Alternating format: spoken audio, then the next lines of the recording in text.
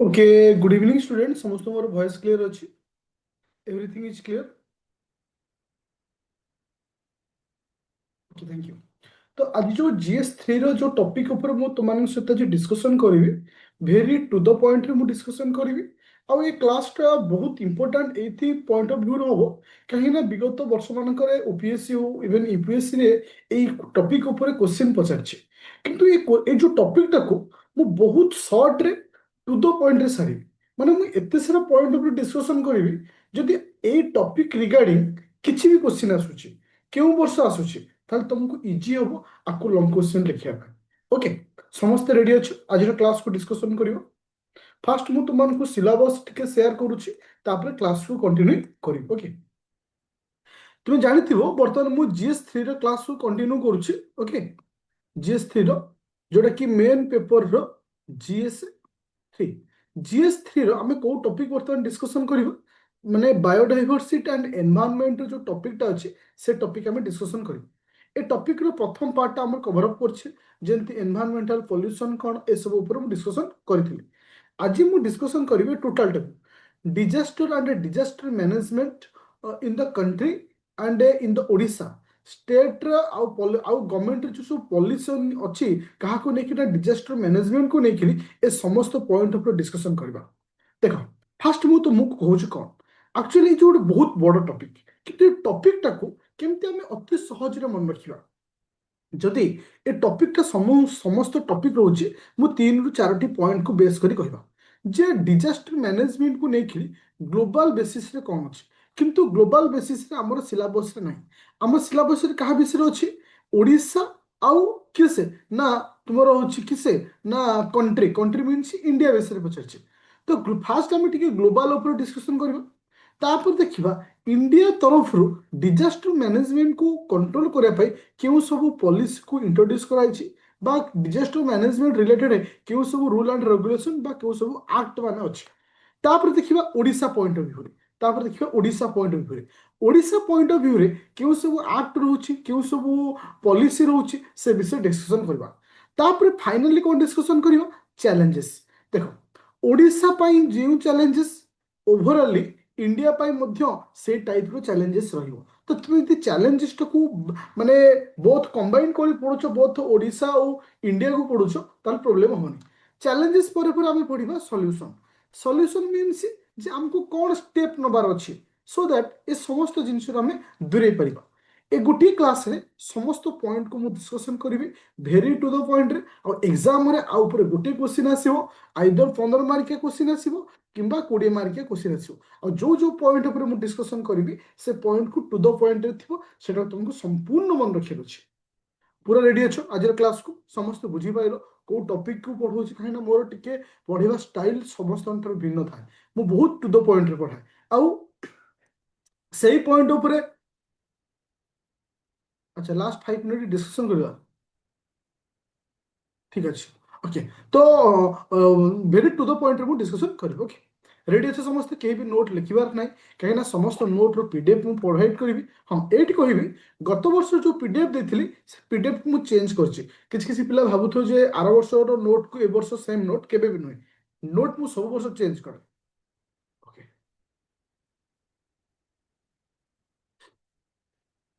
समस्त show होछ PDF आज रो class रो PDF समस्त शो होछ एवरीथिंग इज क्लियर पूरा क्लियर अच्छे थैंक यू ए टॉपिक को आज डिस्कशन करी तुम जो संडे रे एग्जाम अच्छी आ ऊपर 2टी क्वेश्चन देवी तापर ऑलरेडी तुम जानी जो क्वेश्चन को टाइप रो आसुचे जे disaster management okay disaster management हम यदि कहबा जे साधारणतः जे तुम मानकर माने जदि हम ग्लोबल बेसिस रे हम लक्ष्य करछे 1994 ख्रीष्टाब्द रे बा 1994 रे world conference on national disaster reduction तो प्रथम एगेन्स्ट बा डिजास्टर को कंट्रोल करने पाई रिड्यूस करने पाई स्टेप निया जायतिला केबे ग्लोबल बेसिस रे 1994 कहा परे परे याको हम जोटा कि जापान अछि जोटा कि एटा फास्ट स्टेप निया जायतिला परवर्ती अवस्था रे 1990 और 2000 मसीहा को डिक्लेयर करा जायथिला को हिसाब रे ना international decade of the national जी हाँ नेचुरल डिजास्टर रिडक्शन जहाँ को शॉर्टकट रे कहउछे IDNDR रूपे डिक्लेयर कराइथिला केउ डिकेड को डिक्लेयर कराइथिला जोटा कि 1990 रु 2000 मसीहा को ये जो डिकेड अच्छे डिकेड माने 10 वर्ष को ए 10 वर्ष को आम कौ हिसाब से डिक्लेयर करथिले ना IDNDR शॉर्टकट फुल फॉर्म होची international decade for natural disaster reduction जो शॉर्टकट रे कहउची IDNDR बोली कहउचे तो एटा बेले बेले प्रिलिमिनरी भी क्वेश्चन पचार दिए जे केउ ईयर को आमे IDNDR ईयर रूपे डिक्लेयर कराइथला बा केउ डिकेड को डिक्लेयर कराइथला तो ये हूँ किस ना ग्लोबल बेसिस रे परवर्ती अवस्था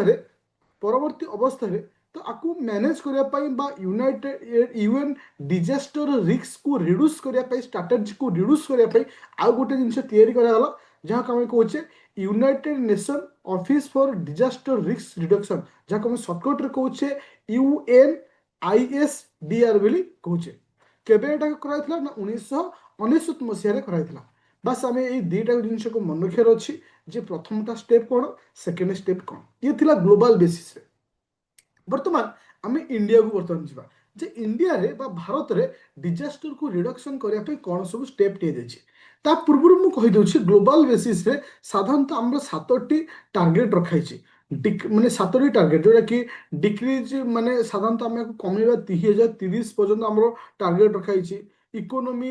जोटा कि लॉस होछि ताकू आम कमेवा 2030 मसीहा पर्यंत ए 7टी टार्गेट रखाइछे एटा तुम सेल्फ प्रिपेयर कर पड़िबो बट सेल्फ पढ़िबो एटा किछि लिखिबार आवश्यकता रहउनी किंतु आम पई बहुत इंपोर्टेंट रहउछि इंडिया पॉइंट ऑफ व्यू रे आ ओडिसा रो पॉइंट ऑफ व्यू रे अच्छा एउठु स्टार्ट हला organization and policy related to disaster management framework and national level रे कौन हिचे देखो प्रथमे हमर तैयार हैला कोन ना डिजास्टर मैनेजमेंट एक्ट के कौन तैयार हैला डिजास्टर मैनेजमेंट एक्ट केबे तैयार हैला ना 2005 मसिया देखो हमें कौन कहले ना डिजास्टर मैनेजमेंट एक्ट 2005 बिल कहले शॉर्टकट रे आकु कहा जाय DM एक्ट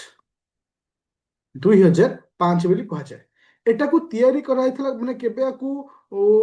एक्टिवेट करागला बा केबे आकु तैयारी करागला जोटा कि 2004 मसीह जो सुनामी हेइथला से सुनामी पर पर आकु तैयारी करा जायछि किंतु ए प्रोसेसिंग को स्टार्टिंग कराइथला केबे ना 1999 मसीह ओडिसा जो सुपर साइक्लोन हेइथला से साइक्लोन पर पर आकु तैयारी करिया पई ऑलरेडी हमें स्टेप नै सारी थिले 2004 सुनामी भयंकर सुनामी पर डीएम आपको ओडिया रे डी जो डीएम बिल लिखुछो डीएम को ओडिया लिखिबन जो ओडिया मीडियम पिला अछो ताको तुम डीएम बिल लिखिबो डीएम एक्ट 2005 प्रणयन कराइथला अंततः 1999 मसीहा परे जोटा कि तुम सुपर साइक्लोन ठारू ठारू एही नियम पई धारणा चलथिला तथ एई प्रकार गोटे नियम आनिया पई आमे 1999 मसीहा ठारू आमे मानसिक स्तर रे भाबी आस्थले किंतु एटा प्रकृत कार्यकारी भी करा गला केबे बा केबेठू आकु आरंभ करा गला ना 2005 मसीहा ठारू आकु आरंभ करा गला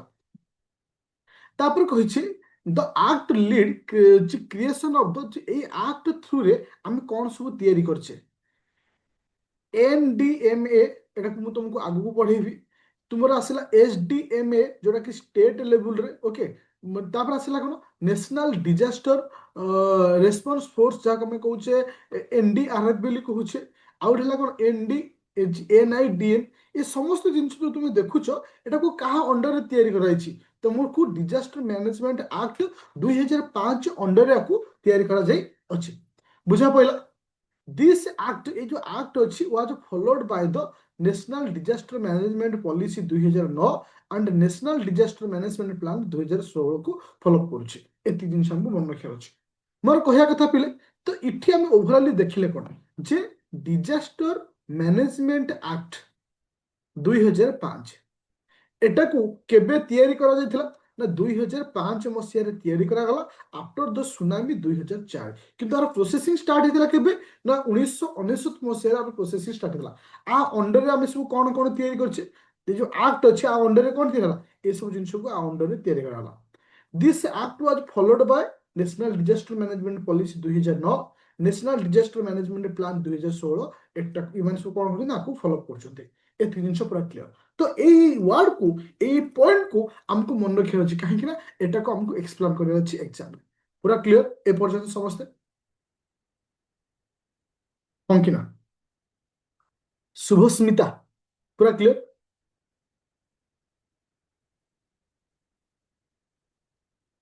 ସମସ୍ତେ ଆକ୍ଟିଭ ଅଛ ତ? କୁନି ଆକ୍ଟିଭ ନା ଇନଆକ୍ଟିଭ ଅବସ୍ଥା ପଳେଇ ଯାଇଛ? ମୋନାଲି, ନିର୍ମଳ, ଓପିଏସସି के नाम ଦେଇଛି ନିଜର। ଓ ଆଚ୍ଛା, ବଢିଆ ବଢିଆ ନାଁ ସବୁ ଦେଇଛ। Rashmita, Rina, thank you. ଚलो ଏବେ ଯା ନେକ୍ସଟ ପଏଣ୍ଟ। ଆଚ୍ଛା, ନେକ୍ସଟ ପଏଣ୍ଟ ଆସିଲା କଣ ଦେଖ,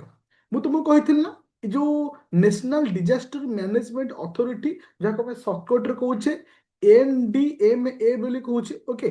national disaster management authority of India ବୋଲି ଆମେ ଯାହାକୁ କହୁଛେ। ତ ଇଏ ହଉଛି ସେକେଣ୍ଡ ପଏଣ୍ଟଟା, ଯେ ଯାହାକୁ ଆମେ ଓଡ଼ିଆରେ କହୁଛେ ରାଷ୍ଟ୍ରୀୟ ଆପଦା ପ୍ରଶାସନ ପ୍ରାଧିକରଣ ବୋଲି କୁହାଯାଇଥାଏ। It was establish 2005। ଏଟାକୁ କେବେ ଏଷ୍ଟାବ୍ଲିଶ କରାଯାଇଛି? 2005 ମସିହାରେ ଏଷ୍ଟାବ୍ଲିଶ କରାଯାଇଛି under the disaster management act 2005। ଏବେ ମୁଁ ତୁମକୁ ମାନଙ୍କୁ କହୁଥିଲି ଯେ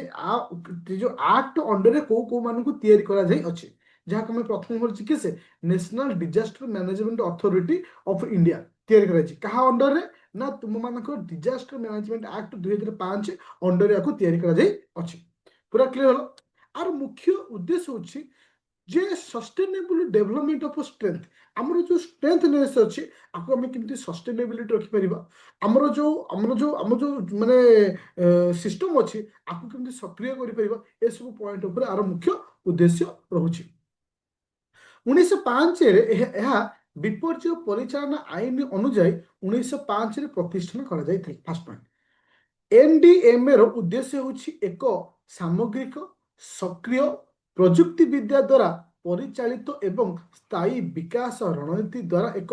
ନିରାପଦ ଏବଂ ବିପର୍ଯ୍ୟୟ ମୁକାବିଲା ଭାରତର ଗଠନ କରିବା। ତ ଆର ମୁଖ୍ୟ ଏମ୍ ରହୁଛି ଯେ ଏଇ ଜିନିଷ ଆମକୁ ବା ଆର ଅବଜେକ୍ଟିଭ କଣ ଅଛି, ଏ ଜିନିଷ ଆମକୁ ମନେ ରଖିବାର ଅଛି। ଭେରି ଭେରି ଇମ୍ପୋର୍ଟାଣ୍ଟ ପଏଣ୍ଟ ହଉଛି who is the chairperson of NDMA? NDMA okay, কি କହିପାରିବ? Thank you. আচ্ছা, এই পয়েন্টটা ବହୁତ ইম্পর্টাଣ୍ଟ। ଦେଖ ସେ କ'ଣ କହୁଛି, ଦେଖ ଏଇ ଜିନିଷଟାକୁ ଦେଖ ମୁଁ ତମକୁ କହୁଛି, ଦେଖ କେମିତି ଆମେ ମାଇଣ୍ଡରେ କୋଉ କୋଉ ପଏଣ୍ଟକୁ ମନେ ରଖିବା। ପ୍ରଥମ କଥା ମନେ ରହିଲା କ'ଣ, ଯେ NDMA କ'ଣ, କେହା ଅଣ୍ଡରରେ ଆକୁ ତିଆରି କରାଗଲା, କ୍ଲିୟର ହେଲେ। ଆର ଉଦ୍ଦେଶ୍ୟ କ'ଣ ରହିଲା, କ୍ଲିୟର ହେଲା। ଯେ ତୁମମାନଙ୍କର NDMA ର ଉଦ୍ଦେଶ୍ୟ କ'ଣ? NDMA ଭାରତର ପ୍ରଧାନମନ୍ତ୍ରୀ ଅଧ୍ୟକ୍ଷତା ଅଛି, that means chair Bai prime minister of India. ଯେ ଆର ଚେୟାରପର୍ସନ କିଏ ରହନ୍ତି? ପ୍ରାଇମ ମିନିଷ୍ଟର ଅଫ ଇଣ୍ଡିଆ ରହନ୍ତି। ଓକେ, ତୁମେ ଭାଇସ୍ ଚେୟାରପର୍ସନ ଏଗୁଡ଼ା ସବୁ ଚାହିଁଲେ ଆକୁ ଲେଖିପାରିବ। 8 ଜଣ ମେମ୍ବର ରହୁଛନ୍ତି। Vice chairperson with the cabinet minister, cabinet minister vice chairperson ରହିବେ, ଆଉ 8 ଜଣ ମେମ୍ବର ରହିବେ। ତ ଏଟାକୁ ସେ ମେନସନ କରିଥିବ, ଚାହିଁଲେ ଆକୁ ଲେଖିପାରିବ। ଓକେ, ତାପରେ ଆସିଲା କ'ଣ ନା ଆର ମୁଖ୍ୟ ଉଦ୍ଦେଶ୍ୟ କ'ଣ ହଉଛି, ଦେଖ ଯେତେବେଳେ ମାନେ ଡିଜାଷ୍ଟର ମ୍ୟାନେଜମେଣ୍ଟକୁ ନେଇକରି କୌଣସି ଆକ୍ଟ ତିଆରି ହଉଛି, କୌଣସି ରୁଲ ତିଆରି ହଉଛି, ଯାହା ବି କିଛି ତିଆରି ଥାଏ, ଆର ମୁଖ୍ୟ ଉଦ୍ଦେଶ୍ୟ କ'ଣ ହବ? ଯେ ଆମର ଯୋଉ କ୍ଷତିଟାକୁ ହ୍ରାସ କରିବା, ଲୋକମାନଙ୍କ ଲାଇଫ କେମିତି ପ୍ରୋଟେକ୍ଟ କରିବା, ତୁମର ଯୋଉ ମାନେ ଡ୍ୟାମେଜ ହଉଛି, ଡ୍ୟାମେଜକୁ କେମିତି ମାନେ କମ କରିବା, ବା ଆୱାରନେସ୍, କମ୍ୟୁନିଟି ଆୱାରନେସ୍ କେମିତି କ୍ରିଏଟ କରିବା, ଏ ସମସ୍ତ ଜିନିଷ ହଉଛି ତାର ମୁଖ୍ୟ ଉଦ୍ଦେଶ୍ୟ। ଠିକ ସେଇ ଜିନିଷ ରହିଲା କ'ଣ ନା, ଯେ ଆର ଉଦ୍ଦେଶ୍ୟ ହଉଛି ଏକ ସାମଗ୍ରିକ, ସକ୍ରିୟ, ସ୍ଥାୟୀ ବିକାଶ, ଯୋଉଟାକି ମୁଁ ପୂର୍ବରୁ ତୁମମାନଙ୍କୁ କହିଥିଲି, ଏଇ ଜିନିଷ ଉପରେ ମୁଖ୍ୟ ଉଦ୍ଦେଶ୍ୟ ରହୁଛି। ପୁରା କ୍ଲିୟର ହେଲା ସମସ୍ତେ? ଯେ ଯୋଉ ଆହୁରି ଦରକାର, ହଁ ଏଇ ଜିନିଷ ରହିଲା। ଆଚ୍ଛା, ଏ ଦିଟା ପଏଣ୍ଟ କ୍ଲିୟର ହେଲା। ଦେଖ ଆମକୁ ଟୁ ଦ ପଏଣ୍ଟରେ ମନେ ରଖିବା ଅଛି। ଆମେ ପଢିବାଟା ଯେତିକି ଇମ୍ପୋର୍ଟାଣ୍ଟ ଥାଏ, କୋଉ ଜିନିଷକୁ ମନେ ରଖିବା ସେଟା ବି ଗୋଟେ ଇମ୍ପୋର୍ଟାଣ୍ଟ। ମୁଁ ଚାହିଁଲେ ତୁମକୁ ବହୁତ ଜିନିଷ ପଢେଇଦେବି, କିନ୍ତୁ ମୁଁ ମନେ ରଖିବି କାହାକୁ? ଯଦି ଦେଖ ମୁଁ ଏଇଠି ଗୋଟେ ଜିନିଷ ତୁମମାନଙ୍କୁ ଶିଖଉଛି, ବହୁତ ସାରା ପିଲା ବି ମୋତେ କଲ୍ କରି ସାର୍ ଆମେ ନୋଟ୍ କେମିତି କରିବୁ। ଦେଖ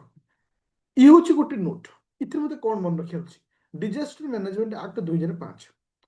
ପ୍ରଥମେ ମୋତେ ଇୟର ମନେ ରଖିବାର ଅଛି, କେବେ ତିଆରି ହେଇଛି, এটা କେବେ ପରେ ଲାଗୁ କରାଯାଇଛି, କେବେଠୁ ଏଟା ଷ୍ଟାର୍ଟ ହେଇଛି, ଏତିକି।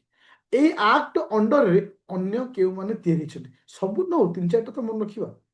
आज तापर एटा काहाकू फॉलो याकू किए फॉलो करूची ए दुईटा पॉइंट बस एति मन रखले किंतु परवर्ती अवस्था में काहाकू मन रखिबा ना से पॉइंट को आ अंडर रे को मान सब रहउछन्ती नेशनल डिजास्टर मैनेजमेंट अथॉरिटी रहला तले एटा केबे तयारी थो से 2005 मसे रे थो कहा अंडर रे रखाई छी मन होला आर उद्देश्य कोन आर चेयरपर्सन किस बस ए तीनटा पॉइंट मन रखे अछि केति केति मन रखरा मन क्लियर है अच्छा एबे जिबा नेक्स्ट पॉइंट आसला कोन ना नेशनल डिजास्टर मैनेजमेंट प्लान जहाँ सर्टकट रो कोचे एनडीएमपी अच्छा एटा केबे तयारी थला इट वाज रिलीज इन 2016 मसीह आपको 2016 मसीह तैयारी कराइला तुमମାନଙ୍କର नेशनल हाँ with national disaster management plan 2016 India has माने नेशनल प्लान आको आमे कहा सहित माने मर्ज करी को प्लानिंग करछे सांदाई फ्रेमवर्क सहित प्लानिंग करछे आ आको टार्गेट रखा जायछि 2030 मसीहा सुधा आको सब जिनिस को रिड्यूस करिया पाई जेमति तुमମାନଙ୍କର लाइवहुड रहिला जीवन रहिला जेमते कि decrease the loss of life जेमती तुमर लाइफ टा डिक्रीज हो परिबो काहे तुम देखिबो कोनोसी साइक्लोन हो कोनोसी बात्या हो किबा सुनामी हो ये समस्त डिजास्टर मैनेजमेंट अंडर आसीबे आदर बहुत लोकंकर मृत्यु होता है ए सब जिनिस केमती कमेबा ए होची तार मुख्य उद्देश्य तापर आसला कोन अचीव सस्टेनेबिलिटी सस्टेनेबिलिटी सिक्योर को केमती अचीव करिया दरकार तापर आसला ना जो डिजास्टर रिस्क अछि ताको केमती रिड्यूस करबा ए सब होची तार मुख्य उद्देश्य अच्छा एबे देखियो नेक्स्ट पॉइंट आउ कोन एथि टिके ओडिया रे मु कहि दोची योजनार उद्देश्य ହେଉଛି ଭାରତକୁ ବିପର୍ଯ୍ୟୟ ପ୍ରତିରୋଧ କରିବା ଯଥେଷ୍ଟ ବିପର୍ଯ୍ୟୟ ବିପଦ ହ୍ରାସ ହ୍ରାସ ହାସଲ କରିବା ଏହାର ଅର୍ଥ ଆର୍ଥିକ ଭୌତିକ ସାମାଜିକ ସାଂସ୍କୃତିକ ଏବଂ ପରିବେଶଗତ ଦୃଷ୍ଟିକୁ ଜୀବନ ଜୀବିକା ଏବଂ ମାନେ ପ୍ରକୃତ ଆମେ ଏହାର ମୁଖ୍ୟ ଉଦ୍ଦେଶ୍ୟ ଯେମିତି ଜୀବନ କେମିତି କାହାର ନଷ୍ଟ ନ ହଉ ଜୀବିକା କେମିତି କାହାର ନ ଯାଉ ତ ଏସବୁ ଜିନିଷ ଉପରେ ଆମର ମୁଖ୍ୟ ଉଦ୍ଦେଶ୍ୟ ରହୁଛି ଏବେ ଆସିଲା ଥାର୍ଡ ପଏଣ୍ଟ କଣ ଦେଖ ଥାର୍ଡ ପଏଣ୍ଟର ନାଁ ହେଉଛି ଷ୍ଟେଟ୍ ଡିଜାଷ୍ଟର ମ୍ୟାନେଜମେଣ୍ଟ ଅଥରିଟି ତା ପୂର୍ବରୁ କଣ ଥିଲା ପିଲେ disaster management authority national disaster management authority national disaster management authority पर आसला कोन नेशनल डिजास्टर मैनेजमेंट प्लान गोटे रहला तृतीय कोन आसला state disaster management authority Cola centre रे रहला नेशनल लेवल रे एबे आसला स्टेट लेवल रे स्टेट डिजास्टर मैनेजमेंट अथॉरिटी जहाँ हम राज्य कौन कहे राज्य आपदा प्रशासन प्रशासन प्राधिकरण एक्चुअली आर काम कौन एटा तैयारी कराइथो कहा अंडर एटा को तैयारी कराइथो मैनेजमेंट एक्ट बा हमें कहि परिबा डिजास्टर मैनेजमेंट एक्ट 2005 अंडर को तैयारी कराइथो ओके एटा होची को level at the state level तो आकु जो रखा जायछि को लेवल स्टेट लेवल मते को आर चेयरपर्सन के रहबे आर चेयरपर्सन के चेयर बाय किए रहे चीफ मिनिस्टर सीएम रहे ना नहीं नॉट मोर देन 8 मेंबर किंतु 8 रु अधिक मेंबर हेबे नाही ताले एटा कोठ रहला ना डिस्ट्रिक्ट लेवल रे सॉरी स्टेट लेवल रे डिजास्टर केमते में मैनेज करबा पूरा क्लियर होला समस्त पूरा माइंड रे विजुअलाइजेशन कर मोर कहबार कथा होची ए गोटिए क्लास रे हमर समस्त जिंस मन रहे दरकार पूरा डिजास्टर मैनेजमेंट को नेखरी हमर कोन सब भारत तरफ रु बा ओडिशा स्टेट गवर्नमेंट तरफ कोन कोन सब पॉइंट अछि प्रथम डिजास्टर मैनेजमेंट एक्ट 2005 पूरा देख नोट मैप जो माइंड मैप कर स्टेप बाय स्टेप लिखिद प्रथम हूँ डिजास्टर मैनेजमेंट एक्ट 2005 तापर आसला नेशनल डिजास्टर मैनेजमेंट अथॉरिटी तापर आसला नेशनल डिजास्टर मैनेजमेंट प्लान तापर आसला स्टेट डिजास्टर मैनेजमेंट अथॉरिटी एबे कोन आसीबो डिस्ट्रिक्ट अच्छा तो प्रथम थिला नेशनल लेवल तापर थिला स्टेट लेवल एबे आसला district level district disaster management authority जहाँ सर्टकट में कहे डीडीएमए जिला आपदा नुहे आपदा जिला आपदा प्रशासन प्राधिकरण ओके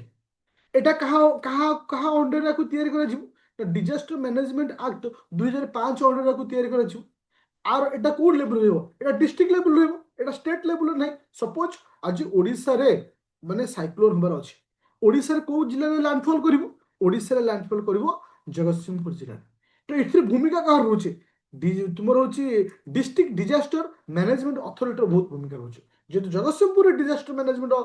माने लैंडफॉल करछि तो से जो डिजास्टर मैनेजमेंट अथॉरिटी अछि तो इठी तार भूमिका पड़े आसुछि ऑल ओवर स्टेट ऊपर इंपोर्टेंट रोचे किंतु नेशनल लेवल गोटे रहा स्टेट लेवल गोटे रहा डिस्ट्रिक्ट लेवल गोटे रहा पूरा क्लियर ये समस्ते क्यों एक्ट द्वारा निजक कंट्रोल कर डिजास्टर मैनेजमेंट एक्ट 2005 द्वारा निजक कंट्रोल कर अच्छा एबे जा नेक्स्ट पॉइंट कौन कहूँ district disaster management authority okay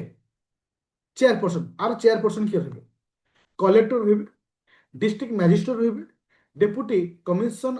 act as the chairperson रहे तो आइदर जदि कौन कारण कलेक्टर नहांती डिस्ट्रिक्ट मैजिस्ट्रेट रहे डिस्ट्रिक्ट मैजिस्ट्रेट होचंदी डेप्यूटी चेयर कमिशनर रहे यूज तार पॉइंट पूरा क्लियर होला एति जके समस्त क्लियर पूरा क्लियर डीएम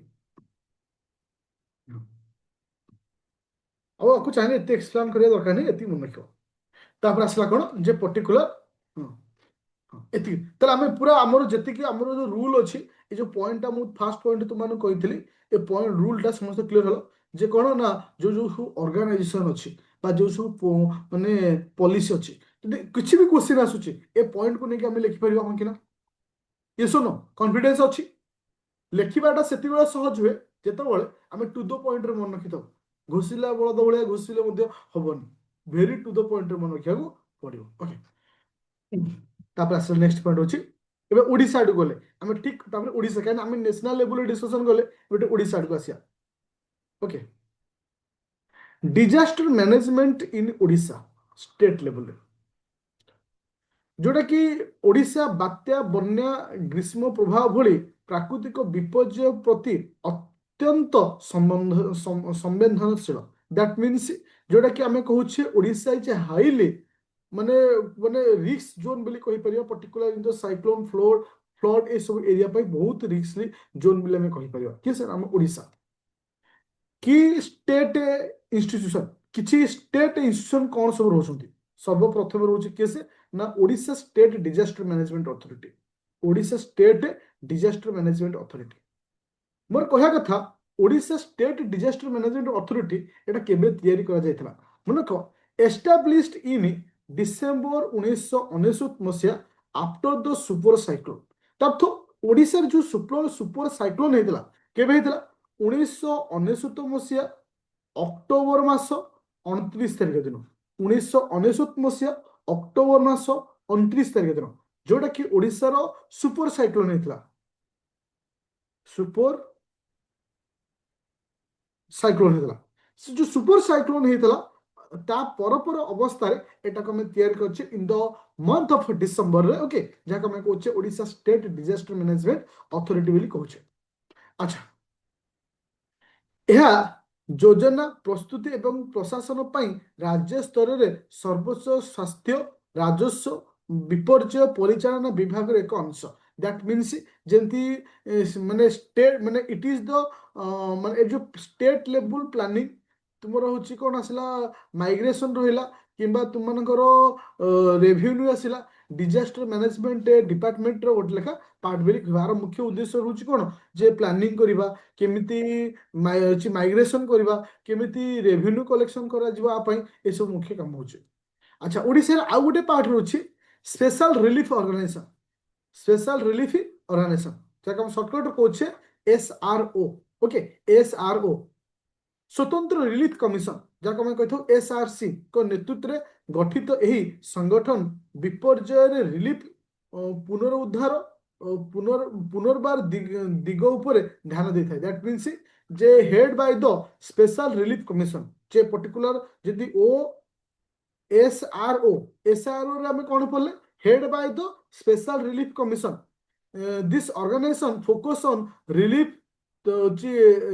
तुम आसला कौन माने रिलीफ प्रोवाइड करवा पुनरुद्धार जहाँ आम कहे कौन इभाकुएसन बोली कहूचे आउ ए प्रति से ध्यान देता है पूरा क्लियर है समस्ते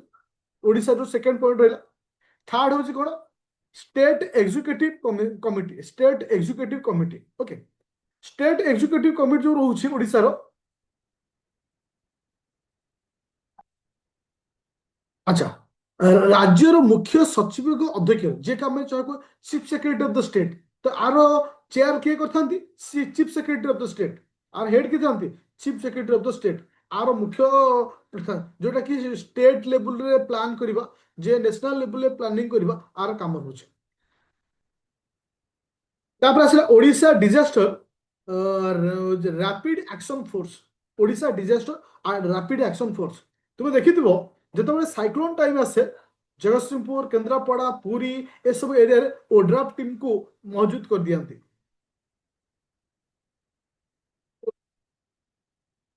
ओड्राफ टीम हम जो कहूचे Odisha disaster rapid action force एटा केबे गठन करथला फॉर्मड इन 2001 केबे हेतला ना 2001 आर काम होची पर्टिकुलर डिस्ट्रिक्ट लेवल रे ओके माने माने प्रत्येक लोकेशन रे इवाकुएशन हो तुमर माने माइग्रेशन करा जाओ एवरीथिंग काम रे माने हेल्पफुल करथांती। तो ए सब होची केस ना ओडिशा लेवल रे प्रथमे हमें देखिले कोन जेटा कि स्टेट लेवल रे थिला सॉरी तुमर इंटरनेशनल लेवल रे थिला तापर देखिले ओडिशा लेवल रे कोन कोन आसला ओडिशा डिजास्टर मैनेजमेंट अथॉरिटी तापर देखिले स्पेशल रिलीफ ऑर्गेनाइजेशन तापर देखिले स्टेट एग्जीक्यूटिव कमिटी तापर आसला ओड्राफ तापर ओ डीडीएमएम तो एमान होचुन सब केसे ना ओडिसा रे गोट लेखा ऑर्गेनाइजेशन ओडिसा रे गोट लेखा ऑर्गेनाइजेशन जे कि डिजास्टर मैनेजमेंट टाइम रे काम करथांती। मोर कहया कथा ओडिसा जो सब ऑर्गेनाइजेशन अछंती पूरा क्लियर हला कारण आर ऊपर ही क्वेश्चन आसीबो जे ओडिसा रो डिजास्टर मैनेजमेंट को नेकरी पॉइंट आसीबो जे केमती मैनेजमेंट करा होचे एई जिंस होचंती ओडिसा रे एई माने ऑर्गेनाइजेशन कर होचंती आर हेड एई माने रहउचंती जोटा कि तुमको मु क्वेश्चन थ्रू रे मध्ये बतै देउची केमती क्वेश्चन आसी थाए। अच्छा एबे वेरी टू द पॉइंट रे हम डिस्कशन करिबा चैलेंजेस इन डिजास्टर मैनेजमेंट विपर्य परिचालन रे चैलेंजेस कोन अछि। अच्छा मु जदि तुमको क्वेश्चन करे बहुत सारा पिला कोस्टल बेल्ट रु बिलोंग करूछो क्वेश्चन टू एवरीवन जे व्हाट इज द चैलेंजेस तुम मान को मनरूप कहना आमे को फील होगा दरकार जे हम लाइव क्लास में हमें रियल क्लास रूम रे अछि जो ओके चैलेंजेस कोन तुम पार्टी रे को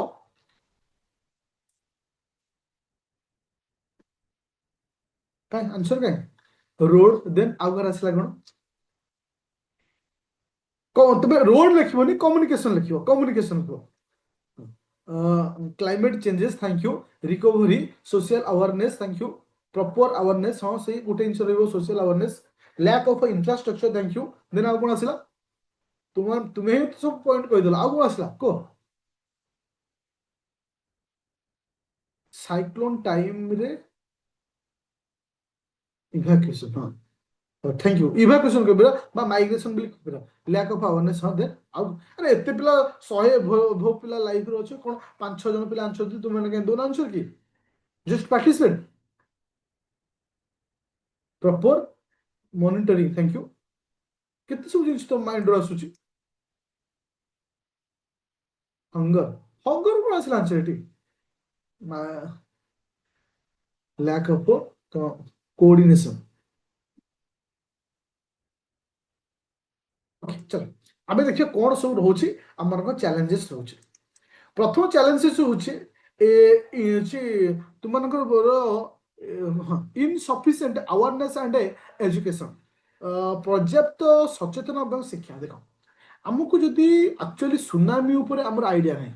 किंतु आमको साइक्लोन प्रति एते जे अवेयरनेस आम माइंड रे हो जाइछि आ एजुकेशन आम भीतर नॉलेज हो जाइछि साइक्लोन आसला माने आमे तया कोन करिवार अछि किंतु सुनामी विषय हमको आइडिया नहीं कि फ्लड जो बन्या होछि बन्या ऊपर आमर आइडिया नहीं तो प्रत्येक एरिया रे जो एरिया जो रोचे पर्टिकुलर डिजास्टर मैनेजमेंट पाई तो से जगह से अवेयरनेस होगा दरकार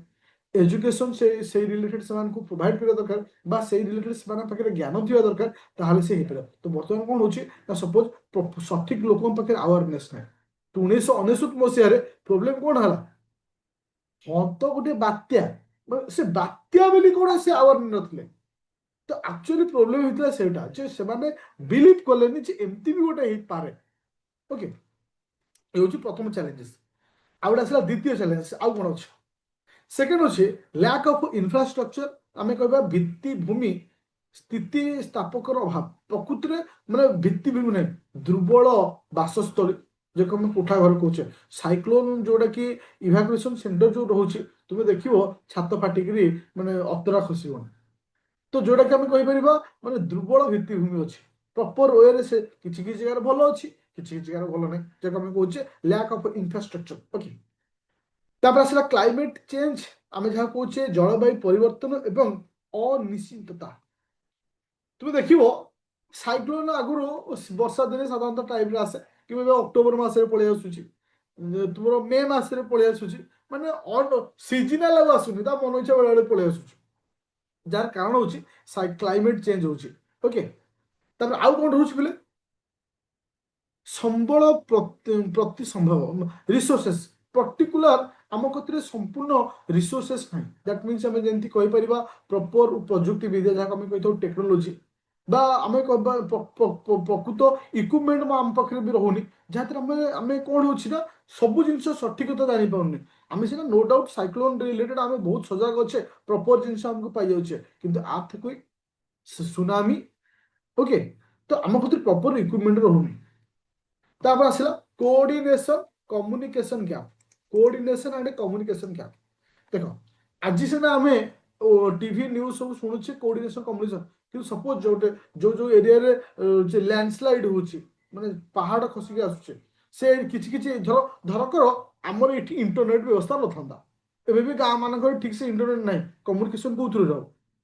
ମେସେଜ କୋଉଥିରୁ ପଠାଯିବ, ଯୋଉ ଜାଗାରେ ଇଲେକ୍ଟ୍ରିକ କରେଣ୍ଟ ନାହିଁ ସେ ଜାଗାରେ ମେସେଜ କେମିତି ପଠାଯିବ, ତ ଲ୍ୟାକ୍ ଅଫ୍ ଆମେ କହିପାରିବା କୋଅର୍ଡିନେସନ ଆଣ୍ଡ କମ୍ୟୁନିକେସନ ଗ୍ୟାପ୍ ମଧ୍ୟ ରହୁଛି। ସାମାଜିକ ଆର୍ଥିକ ଦୁର୍ବଳତା, ତୁ ଦେଖିବ ଆଉ ଗୋଟେ ମଧ୍ୟ କାରଣ ରହୁଛି, ଯେ ସାମାଜିକ କାରଣ ରହୁଛି, ନିଜର ଭିଟା ମାଟି ଛାଡିକି ଯିବା ପାଇଁ ଲୋକମାନେ ଇଚ୍ଛା କରୁନାହାନ୍ତି, ଯାହାକି ଆର୍ଥିକ ଦୁର୍ବଳତା। ଜଣେ ଦରିଦ୍ର ଲୋକ ରହୁଛି, ସେ ତା ଘରକୁ ଛାଡିକି ଯିବାକୁ ଇଚ୍ଛା କରୁନି, କାରଣ ତା ଫସଲ ଅଛି, ଫସଲକୁ ନଷ୍ଟ ହେଇଯିବ, କିଏ ଚୁଙ୍ଗୁଡି ଘେରି କରିଛି ତାର ନଷ୍ଟ ହେଇଯିବ, ଛାଡିକି ଯିବା ପାଇଁ ଇଚ୍ଛା କରୁନାହାନ୍ତି। ତାପରେ ଆସିଲା ସହରୀକରଣ ଏବଂ ଜନସଂଖ୍ୟା ବୃଦ୍ଧି। ତ ମନେ ରଖ ଏବେ ଯୋଉ ତୁମର ଯୋଉ ଚ୍ୟାଲେଞ୍ଜେସ୍ ଅଛି, ସହରୀକରଣ, ସହରୀକରଣ ମଧ୍ୟ ଅଟୋମେଟିକ କ୍ଲାଇମେଟ ଚେଞ୍ଜ ହଉଛି। ତୁମେ ଲକ୍ଷ୍ୟ କରିବ, ଦେଖ ଦେଖ ମୁଁ ବର୍ତ୍ତମାନ ଆକ୍ଚୁଆଲି କ'ଣ ହୁଏ, ମୁଁ ଆଗରୁ କଟକରେ ପ୍ରାୟ ଟାଇମ୍ ରହେ, ପ୍ରାୟ ଟାଇମ୍ ମାନେ 90% ଆଗରୁ କଟକରେ ରହେ, ମାନେ ଏବେ କଟକର ପଲ୍ୟୁସନ ଏମିତି ହେଇଯାଇଛି, କାରଣ ମୋର ଡଷ୍ଟ ଏଲର୍ଜି, ମତେ ଟିକେ ଡଷ୍ଟ ଏପଟ ସେପଟ ହେଲା ମାନେ ମୋର ଛିଙ୍କ ମାନେ ଅଧଘଣ୍ଟା କାଳ ହେଇଯାଏ। ତ ମୁଁ ଏବେ ଗାଁରେ ଆସିକି କିଛି ଦିନ ହେଲା ରହୁଛି, ଗାଁରେ ମିନ୍ସ ଅଧା ଦିନ ଗାଁରେ ରୁହେ, ଅଧା ଦିନ କଟକରେ ରୁହେ, ଗାଁ ମାନେ ଜଗତସିଂହପୁର ରହେ। ଏପଟର କ୍ଲାଇମେଟରେ ସେଇ ଜିନିଷ ମତେ ଆଉ ଫିଲ୍ ହଉନି,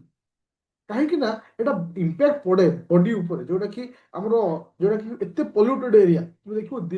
ଦିଲ୍ଲୀରେ ସାଧାରଣତଃ ଲୋକମାନେ ବଞ୍ଚିବା ବି କଷ୍ଟ ହେଇଗଲାଣି, ଯାହାର ଯୋଉ ସିଚୁଏସନ କାଲି ସକାଳେ କଟକ ଆଉ ଭୁବନେଶ୍ୱରରେ ବି ତୁମେ ଦେଖିବାକୁ ପାଇବ, ତାଲଚେର ହେକା ଦେଖିବାକୁ ପାଇବ, ରାଉରକେଲାରେ ଦେଖିବାକୁ ପାଇବ ଏସବୁ ଜିନିଷ। ଓକେ, ଓକେ, ତ ଏସବୁ ଜିନିଷ ରହୁଛି ଯୋଉଟାକି ଆମେ କହିପାରିବା ଜନସଂଖ୍ୟା ବୃଦ୍ଧି ଘଟୁଛି, ସହରୀକରଣ, ପୁରା ଯୋଉ ଅତ୍ୟଧିକ ଗାଡି, ଏବେ ତ ଗାଡିର ମାତ୍ରା ତ ବଢି ବଢି ଚାଲିଛି, ଲୋକ ଏଭ୍ରି ମୁଭମେଣ୍ଟରେ ଯୋଉଠି ଆଗରୁ ୟୁଜ କରୁଥିଲେ ଗାଡି, ଏବେ ସବୁ କ୍ଷେତ୍ରରେ ବ୍ୟବହାର କରୁଛନ୍ତି। ଓକେ, ପ୍ରଯୁକ୍ତି ବିଦ୍ୟାର ଯାହାକୁ ଏବେ ମାନେ ମାନେ ବହୁଳ ମାତ୍ରାରେ ଅପବ୍ୟବହାର, ତ ଏସବୁ ଜିନିଷ ରହୁଛି। ଆଚ୍ଛା, ତ ଏଗୁলো ସବୁ ରହିଲା କ'ଣ ନା କାରଣ, କାରଣ ପରେ ଆକୁ ସଲ୍ୟୁସନ ବି ଦେଖିବ, ସଲ୍ୟୁସନ ଠିକ କାରଣର ଓଲଟାଟା। ଆଚ୍ଛା, ମୁଁ ପ୍ରଥମେ ପଢେଇଲି କ'ଣ ନା ଆୱାରନେସ୍ ଆଣ୍ଡ ଏଜୁକେସନ ହଉଛି ପ୍ରୋବ୍ଲେମ, ତ ଆମକୁ ଷ୍ଟ୍ରେନ୍ଥ କରିବାର ଅଛି ଆୱାରନେସ୍ ଆଣ୍ଡ ଏଜୁକେସନ। ଆଉ ଗୋଟେ ଆସିଲା ଇନଫ୍ରାଷ୍ଟ୍ରକ୍ଚର।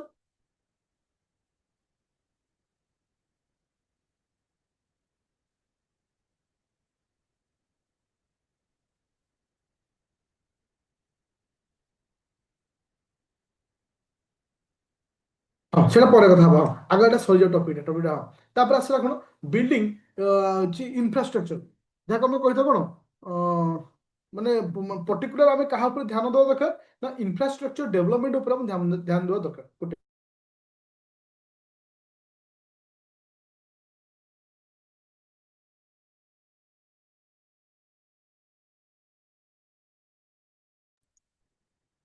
ଆଚ୍ଛା,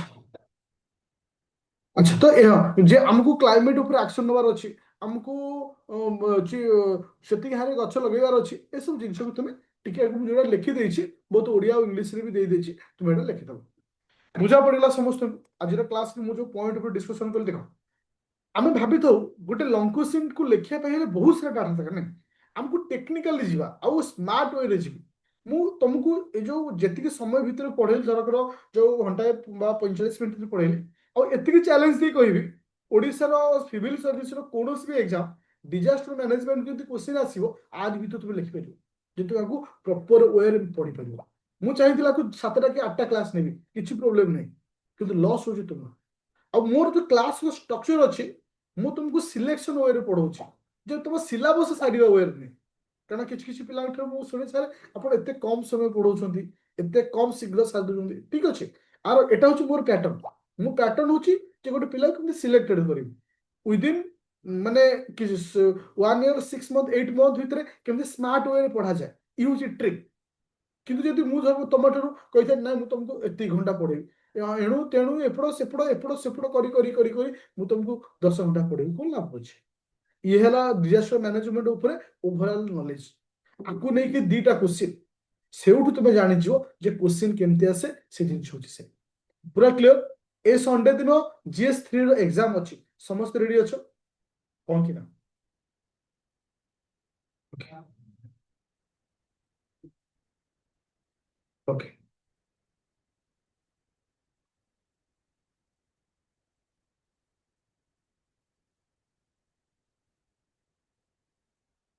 ओके तो थैंक यू आउ कार किसी क्वेश्चन अछि कोन Kothal discussion side last to करिवे कोन डिस्कशन करिया को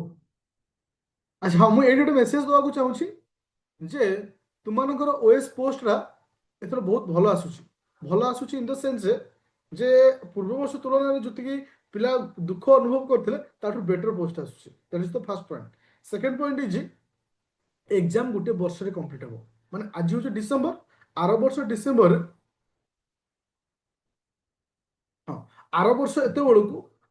एत तुम main exam sir just imagine को हार हम आम से हार स्पीड रे भी दौड़िया ओके